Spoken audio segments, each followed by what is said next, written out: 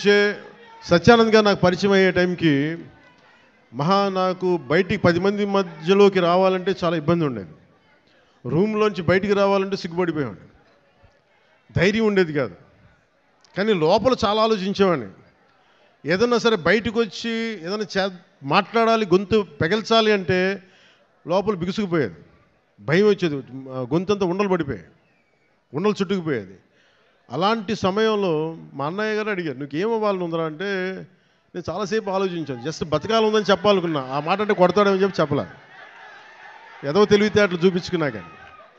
కానీ నాకు లోపల ఏముండిందంటే నాకు ఏ కోరికలు లేవు. నాకు చిన్నప్పటి నుంచి నాకు పెద్ద ఏం కోరికలు లేవు. ఏదో మామూలుగా బతకడం తప్ప ఒక హీరో అవ్వాలనో లేదంటే సాధించాలనో లేదు. కానీ చిన్నప్పటి నుంచి ఉన్న ఒకే ఒక్క మూల లక్షణం ఏంటంటే అన్యాయం జరిగితే ఎదురుదాడి చేయాలని ఉంటుంది, నాకే జరగక్కర్లే. అలాగే సహాయం చేయాలనిపిస్తుంది.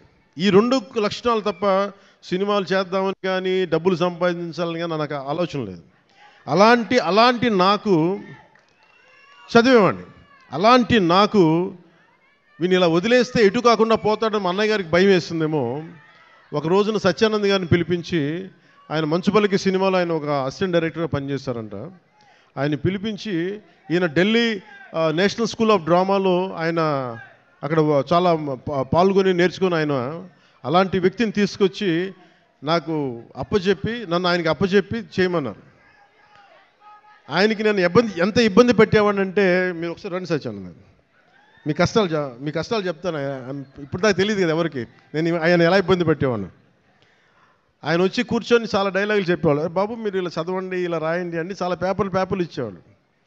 నేను రూమ్లో తీసుకెళ్ళామండి. మనం ఒక పని చేద్దాం సార్, అలా బయటికి వెళ్తారండి అని చెప్పి, మా అన్నయ్య తిడతాడని చెప్పి బయటికి తీసుకెళ్ళి, సార్ రేపు చేద్దామండి, ఈరోజు కొంచెం అలవాటు చేసుకుందాం.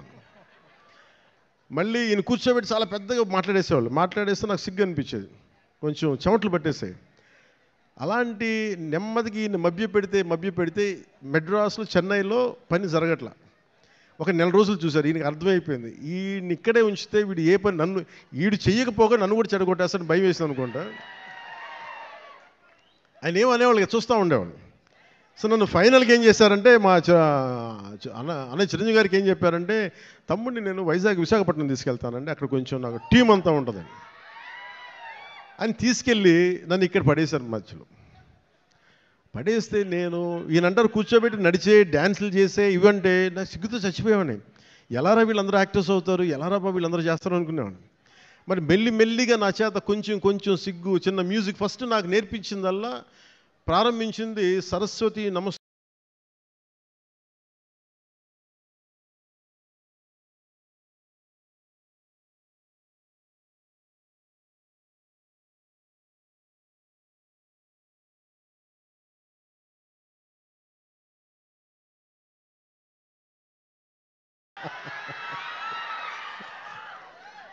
అలాగే ఆయన అలా స్టార్ట్ చేసి నాకు ముందు ఆటపాట చెప్పారు, మన ఉత్తరాంధ్ర ఆటపాట.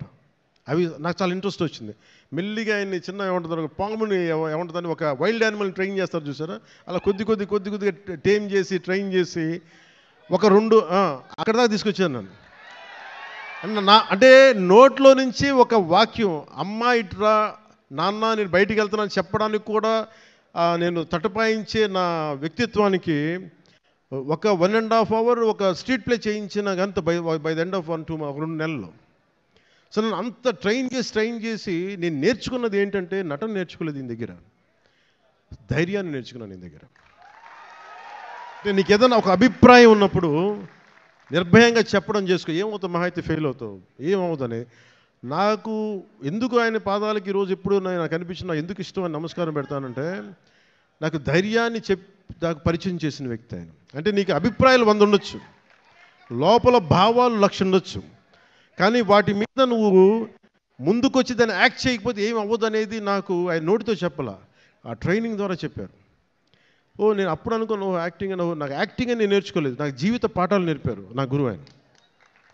సో చిరంజీవి గారికి నేను ఏం చెప్పానంటే, 1 సంవత్సరం తర్వాత, అన్నయ్య మీరు ఇప్పుడు సినిమా తీయకపోయినా పర్లేదు కానీ నాకు జీవితంలో బతికే శక్తిని ఇచ్చేవి ట్రైనింగ్ వల్ల, నేను ఏ కూలి పని చేసుకున్నా బతికేస్తాను తప్ప నాకు యాక్టరే అవ్వాలని లేదు, నాకు చాలా సంతోషం. ఆ తర్వాత అక్కడమ్మా ఇక్కడమ్మా నన్ను తీసుకొచ్చారు. అలాగే వైజాగ్లో తీసుకొచ్చారు, వైజాగ్ స్టీల్ ప్లాంట్లో ఇక్కడను చచ్చిపోయేవాడిని సిగ్గుతో. అప్పుడు మళ్ళీ మళ్ళీ మళ్ళీ ఒక 6 months మనకి 1 year గ్యాప్ రాగానే మళ్ళీ యాజ్ యూజువల్ మన యూజువల్ సిగ్గు మళ్ళీ ముడుచుకుపోయాను మళ్ళీ.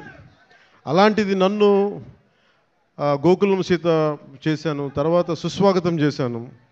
నాకు ప్రత్యేకించి విశాఖపట్నానికి ప్రత్యేకమైన అనుభవం ఏంటంటే, నాకు భీమిలిలో మాకు తెలిసిన వాళ్ళకి ఒక గెస్ట్ హౌస్ ఉండేది, నన్ను అక్కడ ట్రైనింగ్ చేసేవారు వీళ్ళందరూ.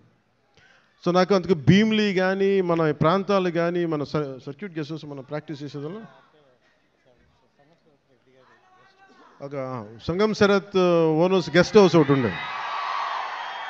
అక్కడే మ్యాక్సిమం ట్రైనింగ్ క్లాసెస్ అని సాయంత్రాలు పడు, మార్నింగ్ ఏమో భీమిలి, సాయంత్రాలు సంగం శరత్. ఇప్పుడు ఇవన్నీ చెప్పాను అనుకోండి, ఈ పవన్ కళ్యాణ్ ఏ ఊరు వెళ్ళినా కనిగిరి వెళ్తే కనిగిరిలో పెరిగానంటాడు, వైజాగ్ వస్తే వైజాగ్లో పెరిగానంటాడు. కానీ నేనేం చేస్తాను, అందుకే నా పేరు పవనం. నేను తిరుగుతూ ఉంటాను, వెళ్తూ ఉంటాను. మనం పవనాలైతే అవి కూపస్తాం మండూకాలు ఇలాగే మాట్లాడతారు. బావిలో కప్పలు గిరిగీసుకొని కూర్చుంటే వాళ్ళకి అర్థం కావు. పవనం తాలూకు శక్తి వాటికి అర్థం కాదు. పవనం సర్వంతర్యామి. సో అలాంటి నన్ను ఈరోజు సినిమా మేకింగ్ మీద కానీ వీటన్నిటి మీద అవగాహన వచ్చింది అంటే నాకు నా గురువు ఇచ్చిన నూరిపోసిన ధైర్యం.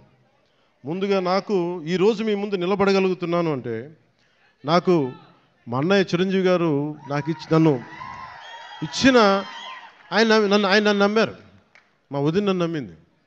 సో వాళ్ళు ఈరోజు నేను మేము ఎందుకు వస్తున్నాను, ముఖ్యంగా వాళ్ళిద్దరికీ నేను మన గెలిచిన తర్వాత కూడా ఎందుకు నా శిరస్సు తీసి వాళ్ళిద్దరి పాదాలకి పెట్టానంటే, మనకి గుండెలకి హత్తుకున్న వాళ్ళకి, మన బాగుని కోరుకునే వాళ్ళ పాదాలు కాక ఇంకెవరికి నమస్కరిస్తాం. మనకు కనిపించే దేవుళ్ళు వాళ్ళు, మనకు కనిపించే దేవుళ్ళు మా గురువే మనకి దైవం.